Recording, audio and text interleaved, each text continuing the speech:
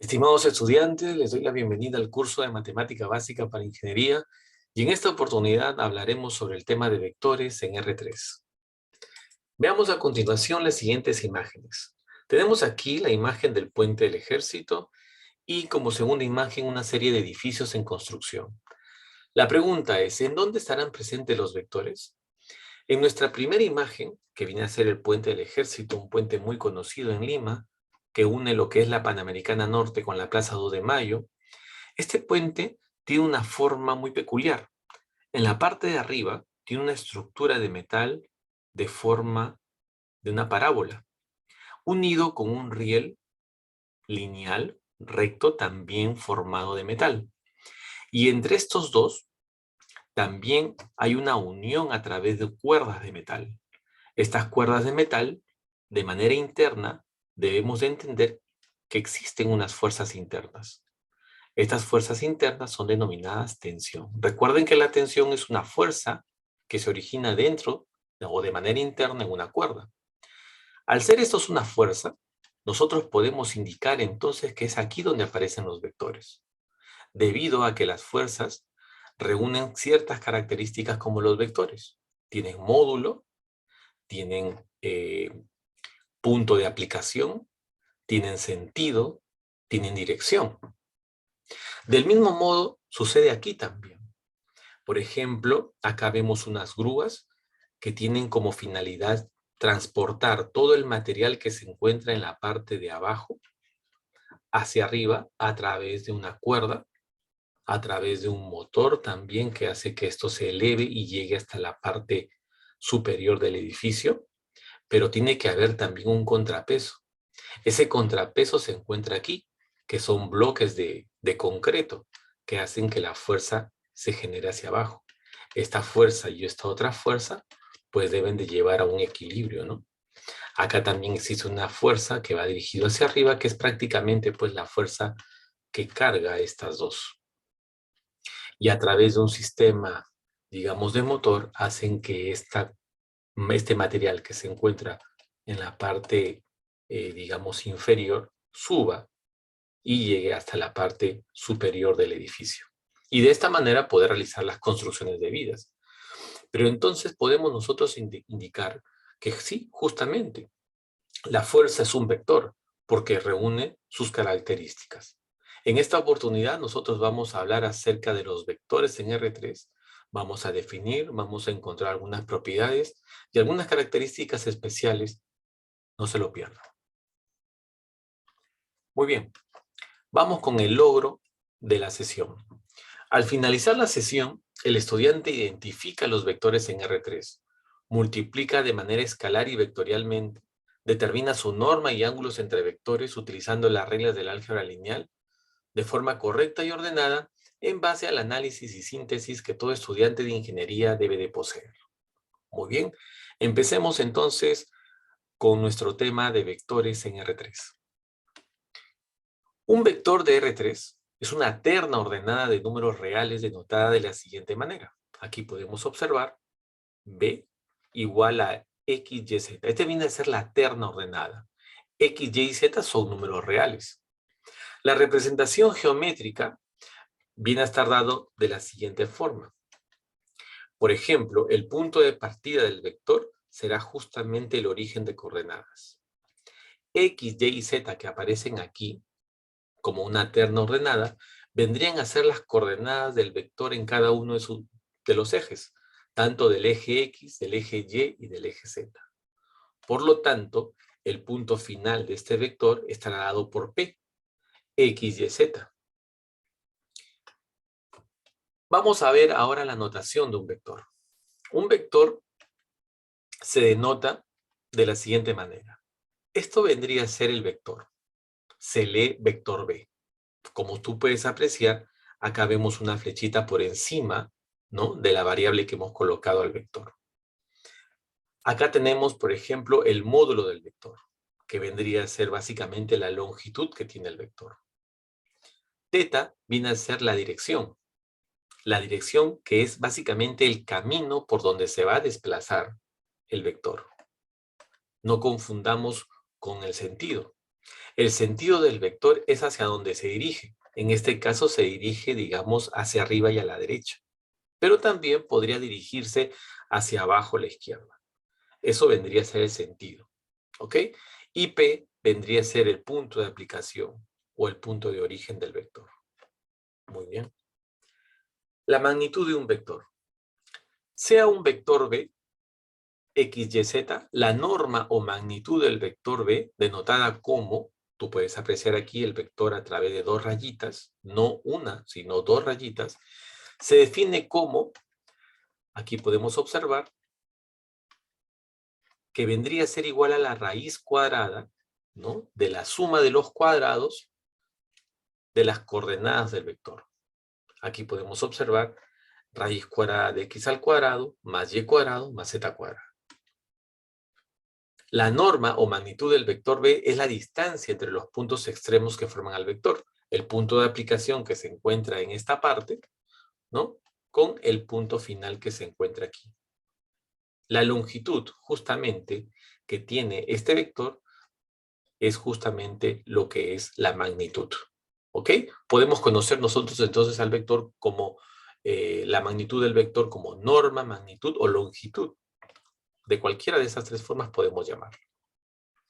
Muy bien. Vector unitario. El vector unitario es un vector sin unidades cuyo módulo es exactamente la unidad. Se utilizan para especificar dirección y sentido. Por ejemplo, dado un vector AB, podemos hallar nosotros un vector unitario en la dirección y sentido de AB. Por ejemplo, tenemos aquí el vector AB, que es el vector de color verde, y el vector unitario vendría a ser simplemente una especie de representación del vector AB. ¿Y cómo se determina el vector unitario? Muy bien, el vector unitario se determina mediante, ¿no?, las coordenadas del vector dividido entre el módulo del mismo vector. Por ejemplo, determine el vector unitario del vector A, formado por las coordenadas menos 2, 2 y 6. Para poder encontrar aquí el vector unitario, nosotros podríamos hacer lo siguiente. Tenemos acá el vector unitario, ¿de quién? Del vector A. Esto va a ser igual a ¿quién? Primero colocamos las coordenadas del vector, tal cual nos indica en la fórmula, y luego lo vamos a dividir entre el módulo de este vector. El módulo, como ya lo hemos visto, magnitud o norma, vendría a ser igual a la raíz cuadrada de menos 2 al cuadrado, más 2 al cuadrado, más 6 elevado al cuadrado. Por lo tanto, el módulo, el vector unitario estará formado por menos 2, 2, 6, dividido esto entre la raíz cuadrada de, acá tenemos 4, acá también tenemos 4 y acá tenemos 36. 36 más 4 es 40, más 4 sería 44. Este número, raíz cuadrada de 44, va a dividir a cada una de las componentes de esta terna. Por lo tanto, el vector unitario del vector A estaría dado por menos 2 sobre la raíz cuadrada de 44, 2 sobre la raíz cuadrada de 44 y 6 sobre la raíz cuadrada de 44. Estas vendrían a ser las coordenadas del vector unitario del vector A. ¿Ok? Si nosotros le queremos sacar el módulo a este vector unitario, ten por seguro que te va a salir la unidad. Siempre el módulo de un vector unitario va a ser la unidad. Aquí también tenemos la respuesta, ¿no? Muy bien. Dirección de un vector. Muy bien, la dirección del vector está definido, dice, por la medida de los ángulos de forma de línea de acción del segmento de recta con los ejes X, Y y Z. Recuerden que estamos viendo vectores en R3, por lo tanto se van a originar tres ángulos, tanto para el eje X, para el eje Y, como para el eje Z. Por ejemplo, tenemos acá el ángulo alfa, que es un ángulo que se origina el vector con respecto al eje X.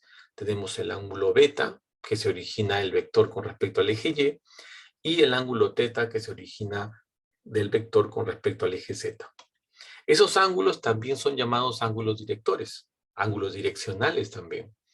Y cada uno de estos ángulos también se pueden determinar a través de las siguientes formulaciones. Por ejemplo, el coseno de alfa es igual a x, que vendría a ser la primera coordenada del vector dividido entre el módulo del mismo vector.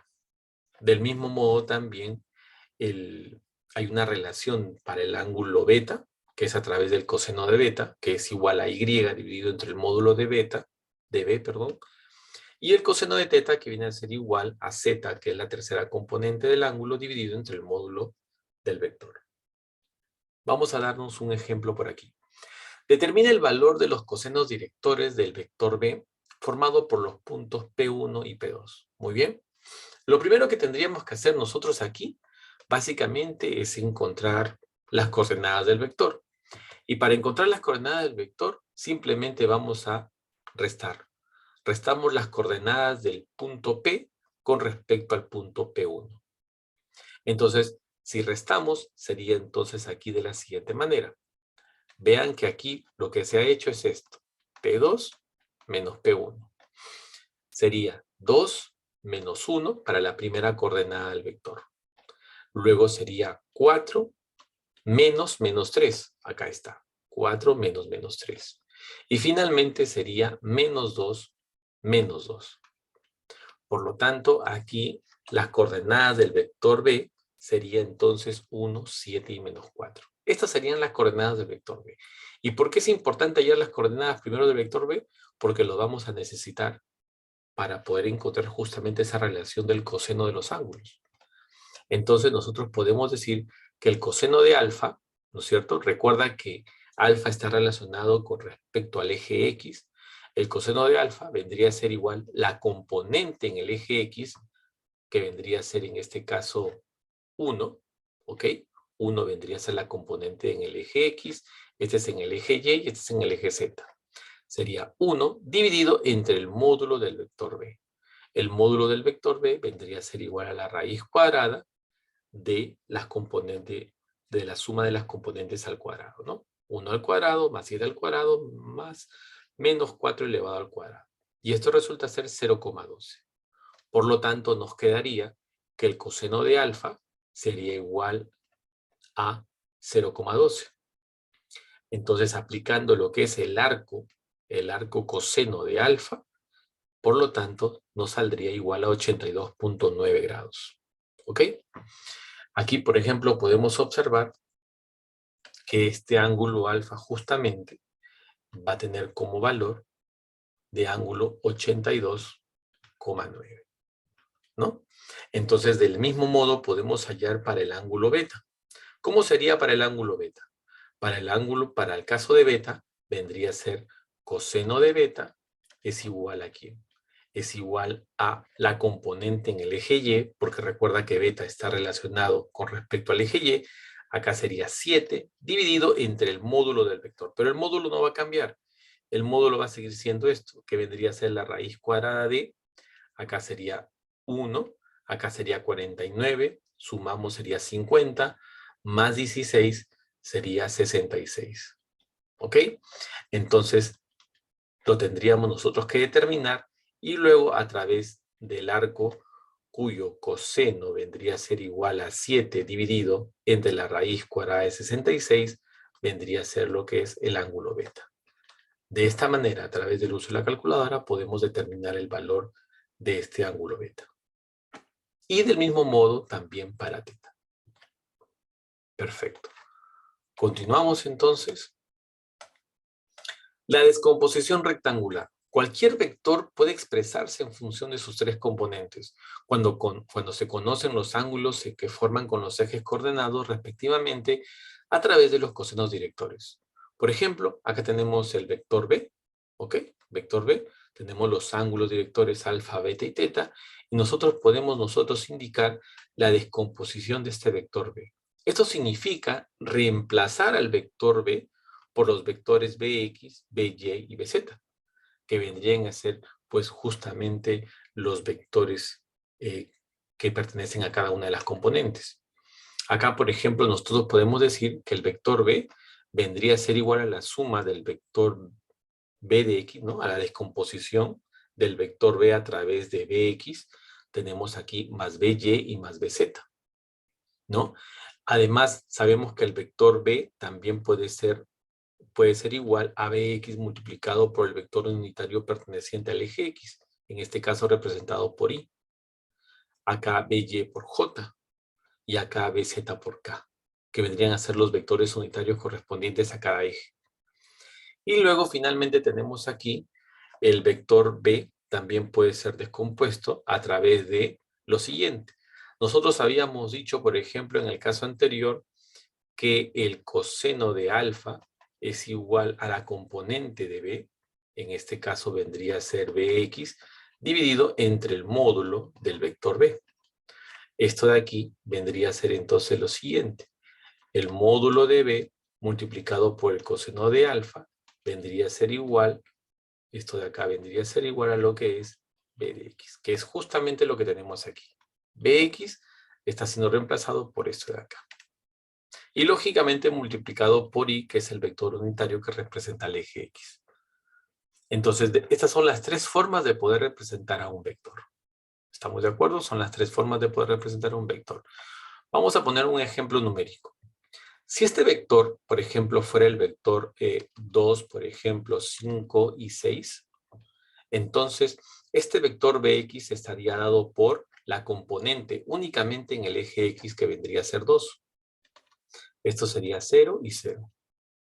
Este vector By vendría a estar dado por las componentes 0, 5 y 0. Únicamente, ¿no?, componente en el eje Y. Y este Bz estaría dado por el 0,0,6. ¿Ven? Es por esa razón que nosotros decimos que este vector, que vendría a ser el 256, con coordenada 256, es la suma de los vectores en Bx, By y Bz. ¿No es cierto? Ahora, esto de aquí, vamos a poner un ejemplo para el segundo caso.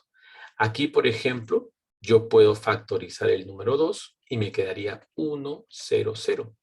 Y recuerden ustedes que este de aquí viene a ser el vector unitario.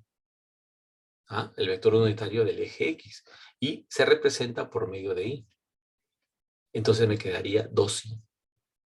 Pero también tienes que recordar que este 2 viene a ser la componente en el eje X. Por eso se coloca aquí Bx, que es la componente en el eje X, multiplicado por Y, que vendría a ser el vector unitario en el eje X. Del mismo modo se hace para este vector y para este otro vector. ¿Estamos de acuerdo? Para que puedas entender un poquito más, tenemos que entender que B es igual a Bx, a By y Bz, ¿no? Digamos que son las componentes de acuerdo a cómo ha sido representado aquí la descomposición rectangular. Muy bien, continuamos. Además tenemos que entender que se cumple la siguiente propiedad, que el coseno cuadrado de alfa más el coseno cuadrado de beta más el coseno cuadrado de teta es igual a 1. Es una propiedad para los ángulos direccionales. Muy bien. Bueno, las operaciones con vectores, conocemos aquí, por ejemplo, la adición entre vectores, que vendría a ser simplemente la suma de cada una de las componentes de manera ordenada. La primera componente se suma con la primera componente, la segunda con la segunda, y la tercera con la tercera, ¿no? Dando lugar justamente a 3, menos 8 y menos 2. Muy fácil de entender. 2 más 1, menos 5 menos 3, menos 4 más 2. Para el caso de la sustracción sucede lo mismo.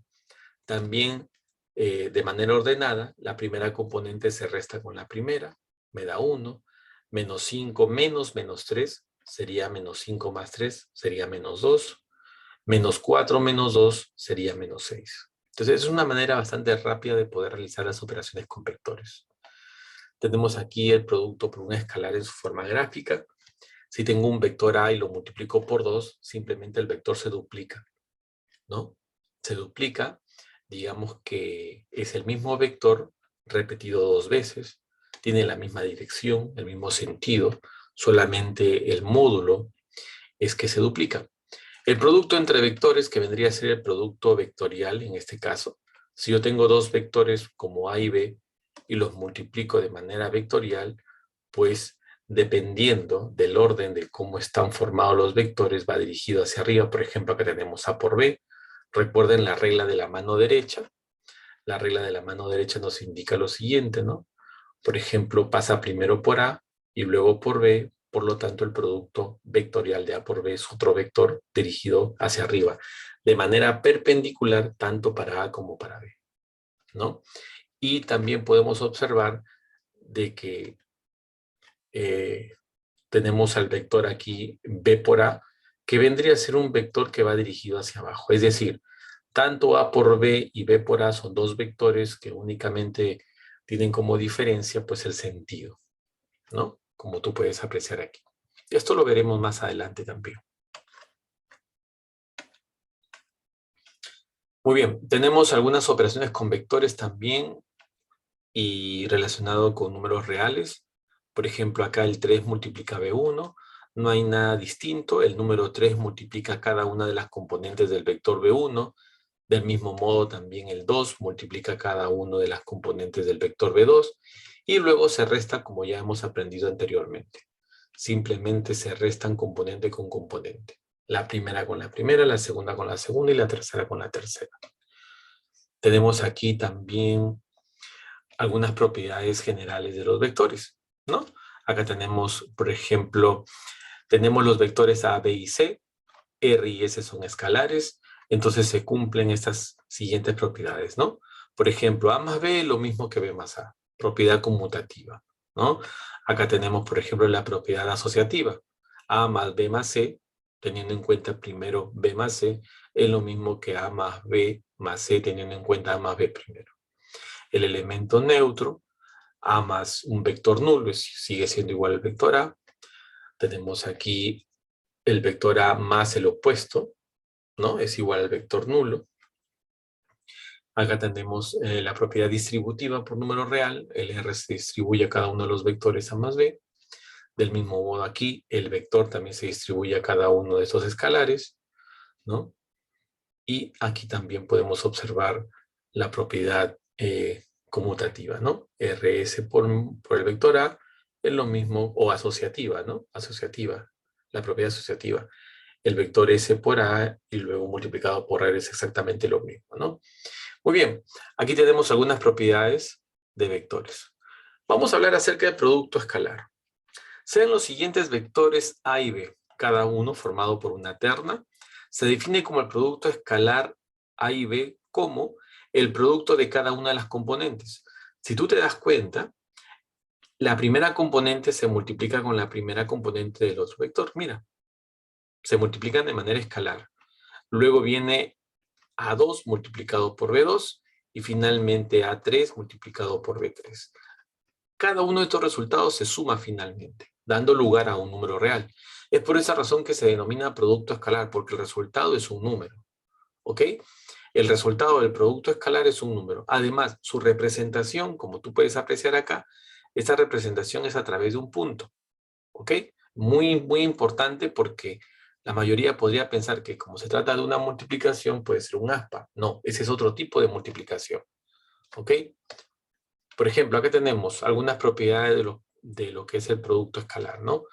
A punto B, ¿no? Así también se denomina, es igual al módulo del vector A elevado al cuadrado. Tenemos acá al producto de A por B, es lo mismo que B por A. La propiedad conmutativa acá sí se puede dar. Aquí la propiedad distributiva, A por B y luego A por C. Del mismo modo aquí la propiedad asociativa, ¿no? Y el elemento neutro. Son propiedades que existen para el producto escalar. Muy bien.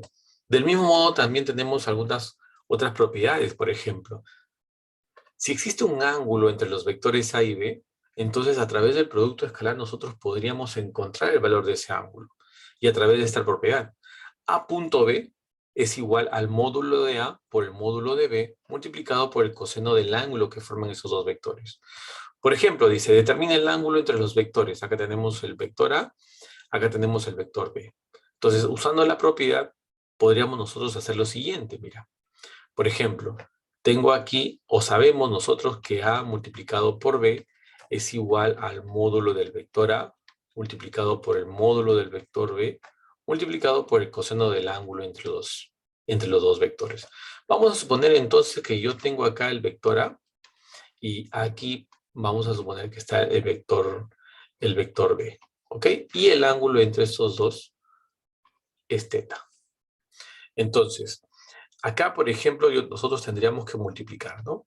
Menos 2, 1, 3, multiplicado por 1, 3 y 2. Igual, el módulo del vector A vendría a ser la raíz cuadrada de menos 2 al cuadrado, más 1 al cuadrado, más 3 al cuadrado. Más, o multiplicamos, perdón, la raíz cuadrada de lo que es 1 al cuadrado, más 3 al cuadrado, más 2 elevado al cuadrado. Muy bien. Y esto multiplicado por el coseno del ángulo. Entonces aquí esta multiplicación escalar sería menos 2 por 1, sería menos 2. 1 por 3 sería más 3. 3 por 2 sería 6. Y esto es igual a la raíz cuadrada de, acá tengo 4, acá tengo 1, sumáramos 5, acá tengo 9, acá sería 14. Por la raíz cuadrada de, acá tenemos 1, acá tenemos 3, al cuadrado sería 9, tenemos 10, 10 más 4 también sería 14, y esto multiplicado por el coseno de teta. Acá sumamos y me daría menos 2 más 3 sería 1, 1 más 6 sería 7. Raíz cuadrada de 14 por raíz cuadrada de 14 es simplemente 14, multiplicado por el coseno de teta. Por lo tanto, el 14 divide y me va a quedar 7 catorceavos igual al coseno de teta. Sacamos séptima, séptima, me va a salir 1/2. 1/2 es igual al coseno de teta. La pregunta es, ¿cuál vendría a ser el ángulo entonces para que el coseno de ese ángulo sea 1/2? No queda otra que simplemente 60 grados. Eso quiere decir que el ángulo formado entre A y B será de 60 grados. ¿Ok? Entonces, esa vendría a ser la solución para este ejemplo número 1. Aquí tenemos 60 grados o pi tercios radianes. Recuerda que pi represéntalo por 180 y vendría a ser pues, exactamente lo mismo, ¿no? Si el producto escalar de dos vectores es 0, entonces, ¿qué sucede? Al menos uno de los dos vectores es 0. O en todo caso, los vectores son perpendiculares. Eso significa que si los vectores son perpendiculares, que el ángulo entre los vectores es 90 grados, lo que es lo mismo que pi medios, ¿no? O 270 grados también. Por ejemplo, determine si el vector 2, 2, menos 1 es perpendicular u ortogonal al vector 5, menos 2, 2. Para saber si es ortogonal, ¿no? Es decir, perpendicular, tendríamos que multiplicar nosotros escalarmente. Si nosotros multiplicamos escalarmente, por ejemplo, 2, 2 menos 1, multiplicado por 5 menos 4 y 2, entonces acá sería, por ejemplo, sería 2 por 5 sería 10. 2 por menos 4 sería menos 8. Menos 1 por 2 sería menos 2, y esto nos resulta ser 0. Como el producto escalar vale 0, por lo tanto, decimos que sí, efectivamente, sí es perpendicular. Es decir, forman un ángulo de 90 grados. Eso es lo que quiere decir. Muy bien, continuamos. Muy bien, el producto vectorial. En este caso estamos hablando de otro tipo de producto, ya no el escalar, un producto vectorial en donde el resultado justamente va a ser un vector. Está denotado mediante esta forma, ¿no? Se colocan aquí las componentes del vector A, como tú puedes apreciar, y aquí abajo se colocan las componentes del vector B. Del mismo orden como te están pidiendo la multiplicación. ¿Por qué razón? Porque resulta que en este caso A por B no es lo mismo que decir B por A. No es lo mismo. Parece ser lo mismo, pero no lo es. Acá no se cumple la propiedad conmutativa. Por lo tanto, si acá te dicen A por B, entonces colocas primero las componentes de A y luego las componentes de B. ¿Ok? Y JK simplemente son las representaciones de los vectores de cada uno de los ejes coordenados, X, Y y Z respectivamente. Muy bien. Vamos a ver cómo podríamos nosotros encontrar justamente el producto vectorial de dos vectores. Vamos a ver. Nos dicen aquí, por ejemplo, hay el producto vectorial de A y B, sabiendo que A es menos 1, 2, 2 y B es 3, menos 1, menos 2. Muy bien. Vamos a ver. Vamos a ver cómo solucionamos esto. Primero vamos a encontrar aquí un espacio para poder resolverlo. Vamos a hacerlo aquí arriba nada más. Muy bien. Tenemos entonces el producto vectorial de A por B. Esto va a ser igual a, recuerda, I, J y K. ¿Ven? ¿Representaciones de quién? De los vectores unitarios, de cada uno de los ejes. Primero va las componentes del eje del vector A. Menos 1, 2, 2. Acá sería menos 1, 2 y 2. Y luego va las componentes del vector B. Sería 3, menos 1 y menos 2. Esto va a ser igual aquí. Muy bien. Esto simplemente se desarrolla de la siguiente manera. ¿Ok? Por ejemplo, para el caso de I, vamos a cambiarlo de aquí de color.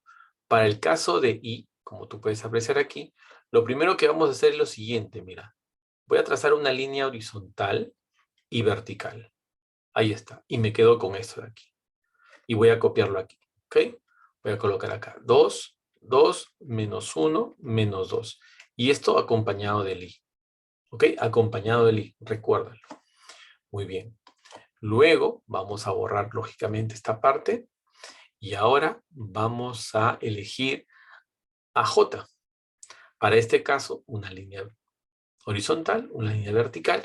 Pero para este caso voy a colocar un signo negativo. ¿Ok? Un signo negativo y vamos a colocar acá lo que me quedaría, que vendría a ser menos 1, 3, 2 y menos 2. Y acompañamos con J. Recuerda que el primero que fue I, siempre va a ser positivo el primero. Siempre. Para J, que es el segundo, va a ser negativo. Y para el tercero va a ser positivo. Esa es la regla de signos. Más, menos, más.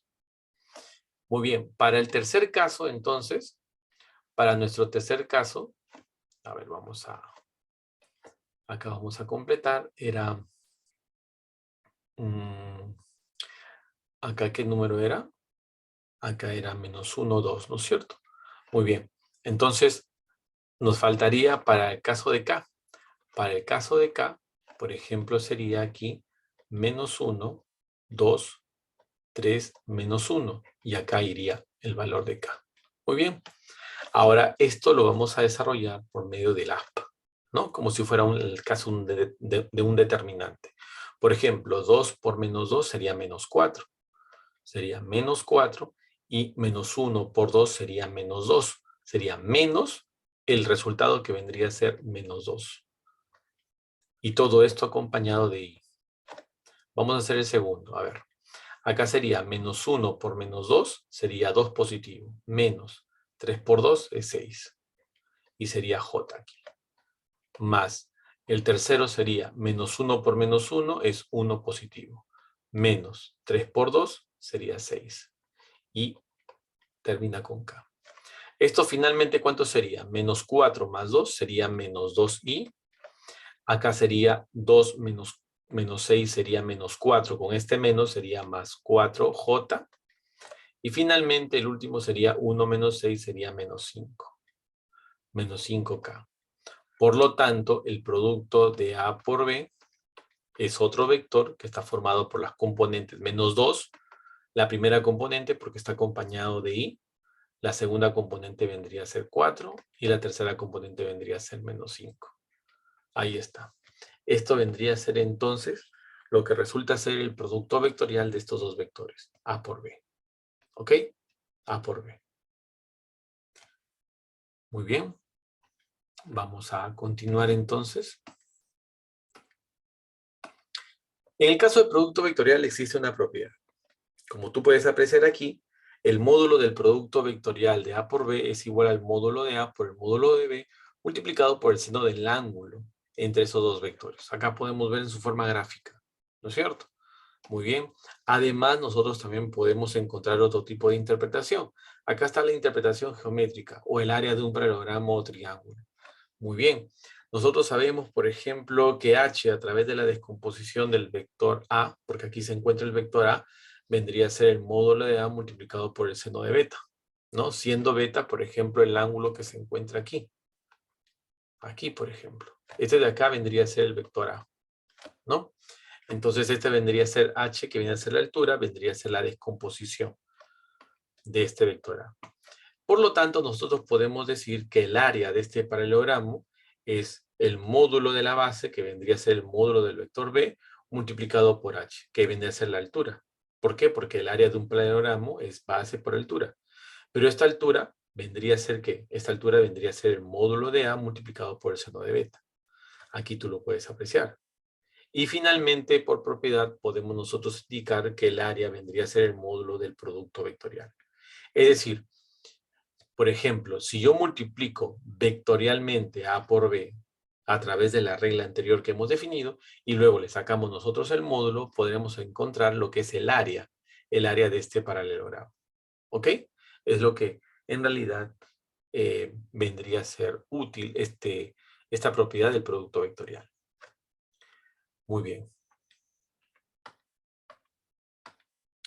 Un ejemplo dice acá, determine el área del triángulo formado por los vértices A, B y C, cuyos puntos son, como tú puedes apreciar ahí, A, B y C.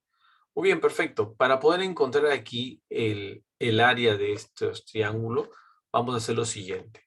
Vamos a definir, por ejemplo, aquí el punto A. Vamos a colocarlo por aquí. Vendría a ser el 1, 1, 3. Vamos a colocar acá el punto B, que estaría dado por 2, menos 1, 5. Y el punto C, vamos a ponerlo por aquí, con las coordenadas menos 3, 3 y 1. Ahora, ¿se forma un triángulo? Sí. Aquí vemos, por ejemplo, el triángulo ABC. Listo. Ahí tenemos entonces el triángulo. Pero ojo, para poder encontrar el área del triángulo, porque es lo que nos están pidiendo, el área del triángulo, entonces vamos a hacer lo siguiente. Vamos a tener en cuenta aquí un primer vector. Vamos a cambiar aquí de color para darnos cuenta. Aquí está nuestro primer vector que vamos a considerar. ¿Ok? Y aquí un segundo vector que también vamos a considerar. Estos dos vectores vendría a ser el vector AB. Ok, porque empieza en A y termina en B. Acá sería el vector AC. Recuerda cómo se determinan los vectores. Si yo quiero determinar, por ejemplo, el vector AB, entonces esto sería B menos A. Por lo tanto, tendríamos que restar las componentes del punto B con respecto al punto A. Entonces acá sería 2 menos 1, sería 1. Luego sería menos 1, que sería menos 2. Y luego sería 5 menos 3, sería 2. Esas serían las coordenadas del vector AB. Y las coordenadas del vector AC es exactamente lo mismo. Sería C menos A. En este caso sería menos 3 menos 1. Sería menos 4. 3 menos 1 sería 2. Y finalmente 1 menos 3 sería menos 2. Estos serían entonces las coordenadas de los vectores AB y AC respectivamente. ¿Ok? Entonces, para poder encontrar nosotros aquí el área, sabemos lo siguiente, ¿no?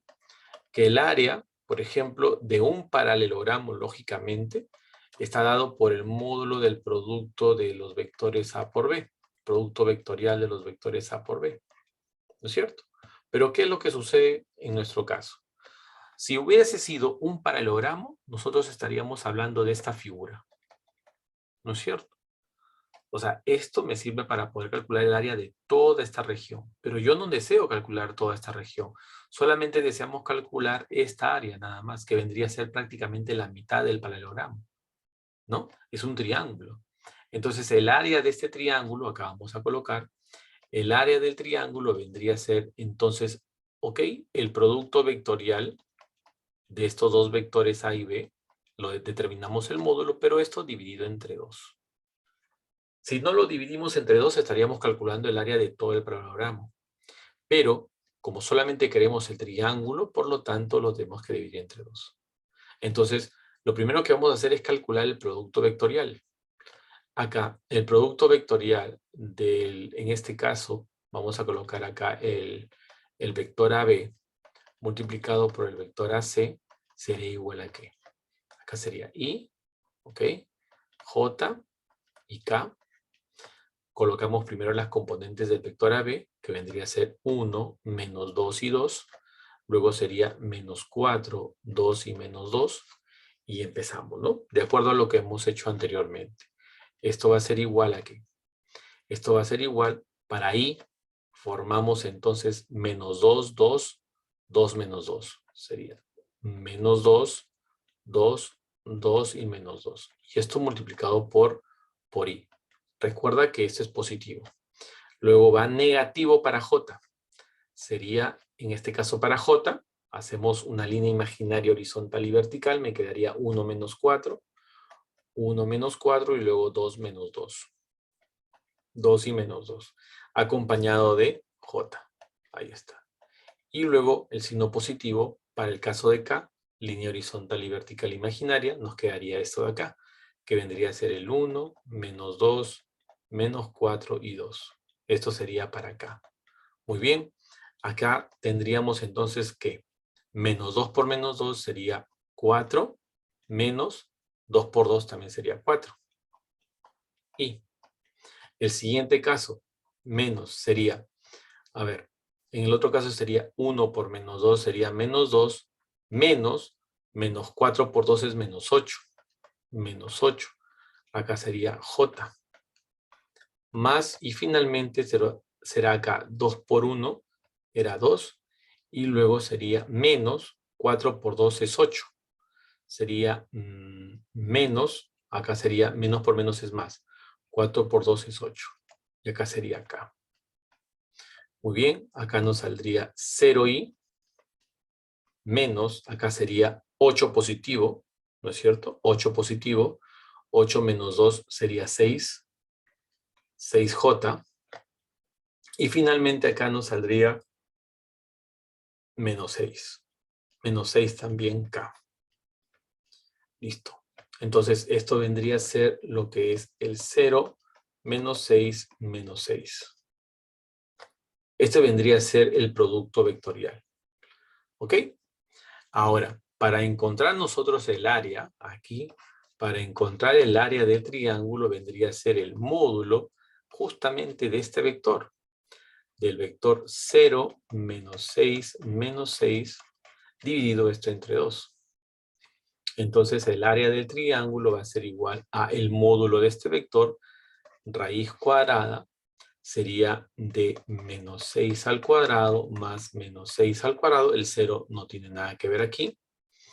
¿Ok? Y todo esto dividido entre 2. Entonces el área del triángulo va a ser igual a la raíz cuadrada de 36 más 36 sería 72. Dividido entre 2.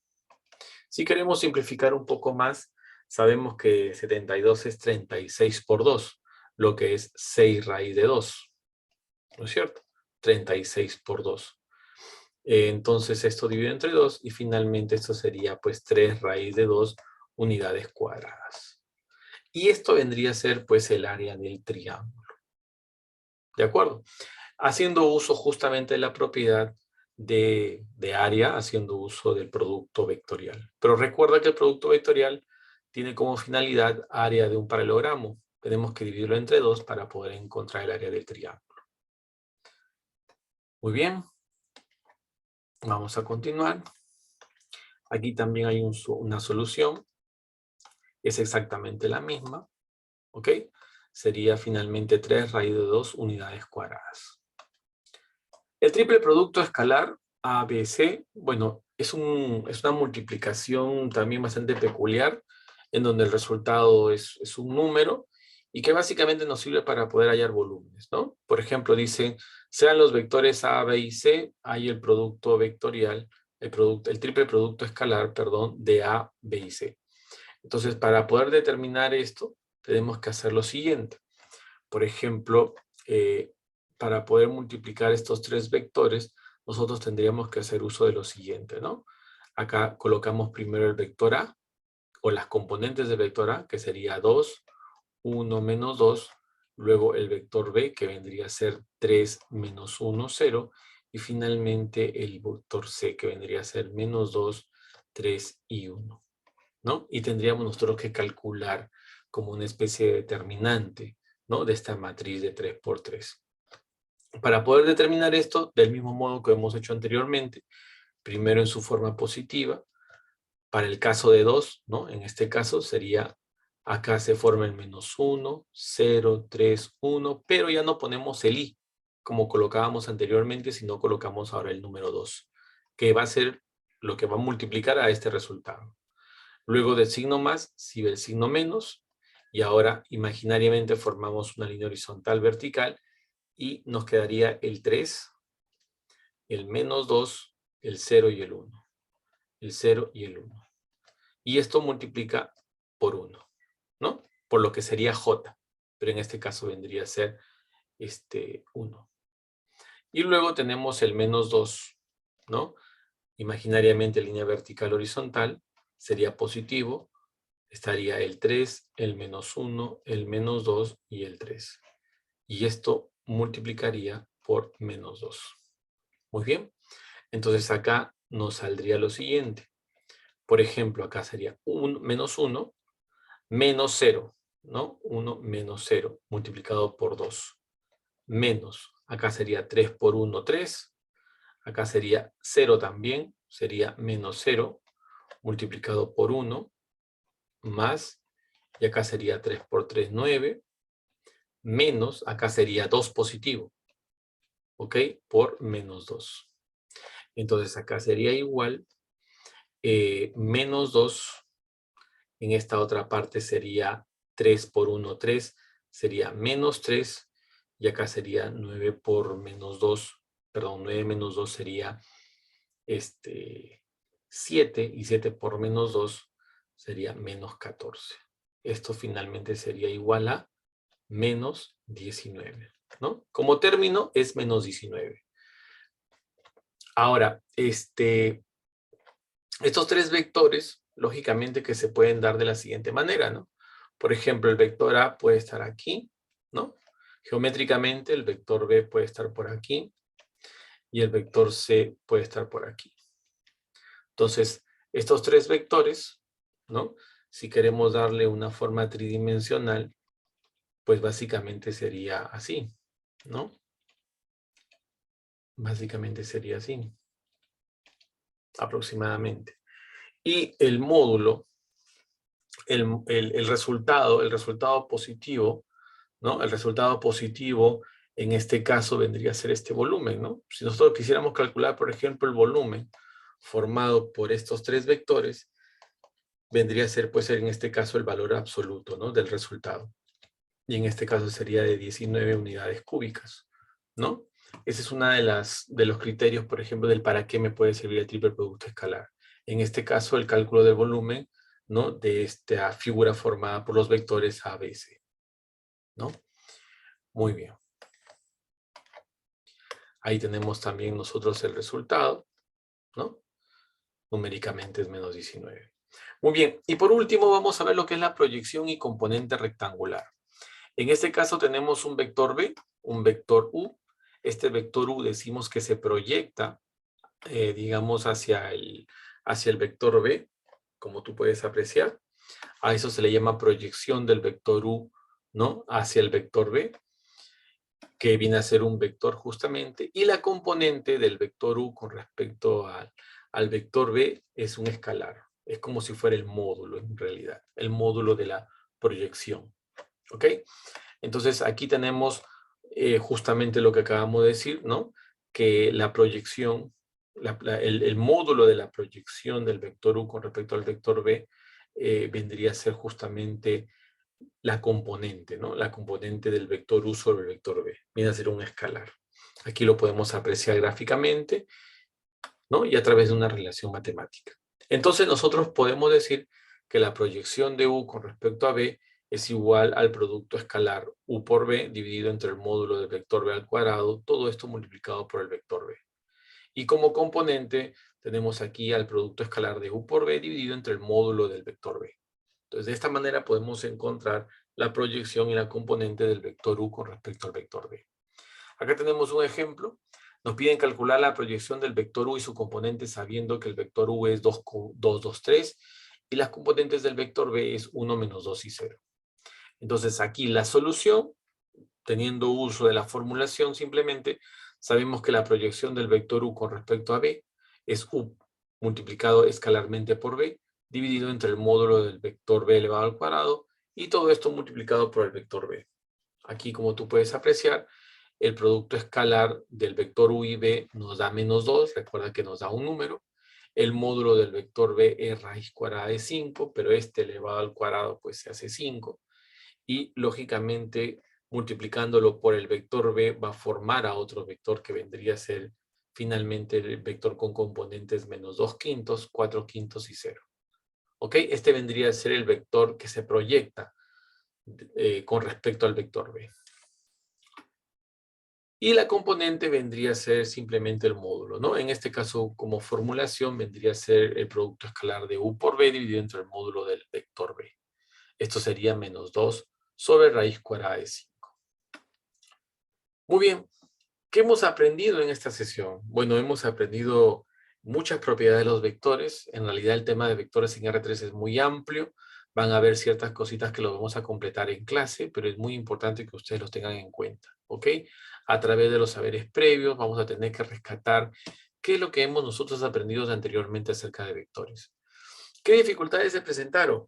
Bueno, básicamente quizás en las multiplicaciones que se daban para el cálculo de módulo, para el cálculo, por ejemplo, del producto escalar, pero el producto vectorial que quizás ha sido el que más hemos tenido que recordar con el tema de determinantes. Es algo que vamos a tener que repasar definitivamente. Las preguntas, nunca se olviden absolverlas a través de las preguntas hacia el profesor o hacia su jefe de práctica, muy importante. ¿Qué tipos de problemas se pueden resolver mediante esta teoría? Bueno, como tú puedes observar, hay muchos problemas acerca de diseño de puente, de estructuras que pueden ser estables o no.